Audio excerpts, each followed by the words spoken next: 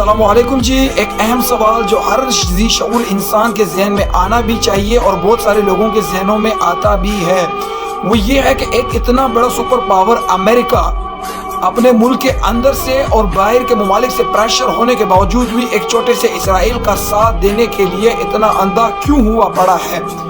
इस सवाल का जवाब जानने के बाद हम मुसलमानों को शर्म आनी चाहिए, क्योंकि वो जवाब ऐसा है कि जो हमें करना चाहिए था। जो हमारी अखलाकियात हैं वो क्यों गैरों ने अपनाई हुई है जबकि हमने उनको बुलाया हुआ है। इस सवाल का जवाब तो मैं दे दूंगा, लेकिन उससे पहले मैं ये कहूँगा कि हम वो काम क्यों नहीं करते जो गैर मुस्लिम करते हैं। मिसाल के तौर पर हमें ईरान का साथ देना चाहिए बजाय हमारे रशिया और चाइना साथ दे रहे हैं, और इस कदर साथ दे रहे हैं कि अमेरिका को खौफ लगा हुआ है कि वो अपने वो खतरनाक मिसाइल के टेस्ट की जानिब बढ़ रहा है। और इसके एग्जाम्पल हम इस तरह दे सकते हैं कि फ़लस्तीन के लिए आवाज़ उतना ही पाकिस्तान नहीं उठा रहा जितना चाइना उठा रहा है। ईरान का साथ उतना पाकिस्तान नहीं दे रहा जितना चाइना और रशिया दे रहे हैं।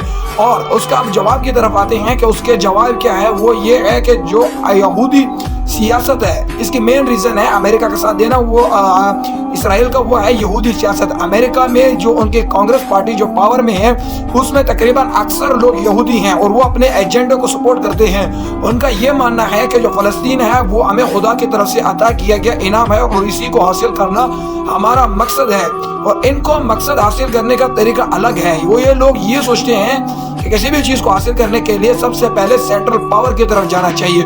और इसके एग्जाम्पल हम फिरौन के दौर से लेकर हिटलर से लेकर अमेरिकन प्रेसिडेंट डोनाल्ड ट्रंप तक ये लोग यही कोशिश कर रहे हैं। पूरी हिस्ट्री में इन लोगों ने यही कोशिश की है कि जो सेंट्रल कमान हो उसको अपने हाथ में ले ले और उसके बाद जो अपनी जो पॉलिसीज है वही अपनी दुनिया में इम्प्लीमेंट करे। अब आप मिसाल ले सकते हैं कांग्रेस पार्टी की, इसमें अक्सर लोग यहूदी हैं और वो अपने इसी लॉबी को सपोर्ट करते हैं। ज़ायोन खुद को कहते हैं, वो कहते हैं कि जो फ़लस्तीन हम इसी को हासिल करेंगे बाय हुक और बाय क्रुक, किसी भी तरीके से। आप हिटलर के ज़माने में देख सकते हैं, हिटलर ने इतने ज़्यादा यहूदियों को तकरीबन 80% दुनिया से यहूदियों को गायब कर दिया था। उसकी मेन रीज़न ये थी कि हिटलर को पता लग गया था कि ये लोग सेंट्रल पावर हासिल करना चाहते हैं, क्योंकि जर्मनी जो था वो उस वक्त की दुनिया के अमेरिका बना हुआ था, मेन सेंट्रल पावर था। और यहूदी एक सियासत के जरिए वो सेंट्रल पावर तक पहुंचकर वहां के पावर हासिल करना चाहते थे और अपने मकासद को हासिल करना चाहते थे। और यही चीज़ जो आजकल यहूदी कर रहे हैं, यही चीज़ मुसलमानों को क्यों नहीं करते, ये चीज़ मुसलमानों को नज़र क्यों नहीं आती। यही चीज़ तो हमें सिखाई गई है, हम इसके ऊपर अमल क्यों करेंगे, क्यों नहीं करते।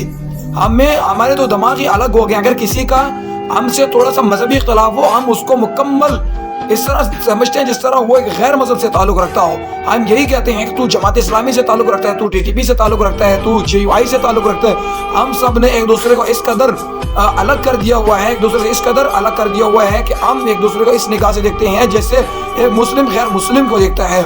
इवन के आजकल ईरान जो कि मुस्लिम मुल्क है, उसकी जो उम्मीदें हैं वो है रशिया और चाइना से, ना कि पाकिस्तान से और तुर्की से, जिनसे होनी चाहिए। इसराइली लोग हैं वो एक नफ्सियाती मरीज बन चुके हैं। उनके ऊपर इतना प्रेशर बिल्ड हो चुका है कि वो बंकर बस्टर में रहते हैं। ऊपर से हर वक्त उनको सायरन की आवाज़ें सुनाई देती हैं, हर वक्त उनके ऊपर बॉम्ब ब्लास्टिंग की जाती है और हर वक्त ऐसे मिसाइल टेस्ट किए जाते हैं जिनका इसराइल सोच भी नहीं सकता था। और इनके ऊपर एक नफ्सियाती प्रेशर पड़ रहा है। और उसके बाद ईरान ने ऐसे मिसाइल टेस्ट किए जो सेंट्रल पावर तक पहुँच गए, और सेंट्रल पावर तक पहुँचना कोई आम बात नहीं है। और इसराइल ने डर की वजह से जो इंटरनेशनल मीडिया है उनको कवरेज पर पाबंदी लगा दी है कि तुमने हमारी तबाही को दुनिया को शो नहीं करवाना। लेकिन हकीकत किसी से छुप नहीं सकती। वहाँ पर इस तरह के मिसाइल दागे गए हैं कि एक मिसाइल ऐसा मिसाइल ईरान ने फेंका है कि जो आगे जाके कई मिसाइलों में तकसीम हो जाता है। और इंटरसेप्टर्स को जो इसराइल को जिसके ऊपर फख्र था आयरन डोम, वो इसको रोकने में नाकाम हो गया है और मुख्तलिफ जगहों पर आग लग गई है।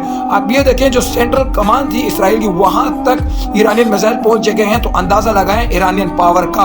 और दूसरी तरफ ईरानी लोगों को देखें, वो लोग खुश हो रहे हैं। वो लोग मिसाइलों से डरने के बजाय जहाँ पर मिसाइल पड़ते हैं वहाँ पर एहतजाज करते हैं, और जैसे मिसाइल की आवाज़ सुनते हैं तो हैदर हैदर के और तकबीर के नारे लगाना शुरू हो जाते हैं। ये होती है ईमान की ताकत। हमें भी यही चाहिए कि इस तरह अपने अंदर ईमानी ताकत और ईमानी जज्बे को अपने अंदर उबारें, ताकि इस तरह के जो ज़ायून हैं, इस तरह के यहूदी ईसाई है, हम पर हुकूमत करने के बजाय हम इनके ऊपर अपनी हुकूमत करें और ये हम पर फलसफे ना डालें। और आइंदा इनकी ये कहने की जरूरत ना हो कि ईरान में रजीम का इंतखाब हम करेंगे। ये होते कौन है हमारे अंदर رجیم کا انتخاب کرنے والے. یہ امریکہ کو تو اتنا اختیار حاصل نہیں ہے کہ وہ اپنے میئر کا انتخاب کرے. وہاں پر ایک زوران ممدانی جو ہمارا پاکستانی نیات تھا وہ سلیکٹ ہو چکا. تم اس کو نہیں روک سکتے. تم آئے ہو ایران میں رجیم چینج کرنے اور اپنا نمائندہ منتخب کرنے کے لیے.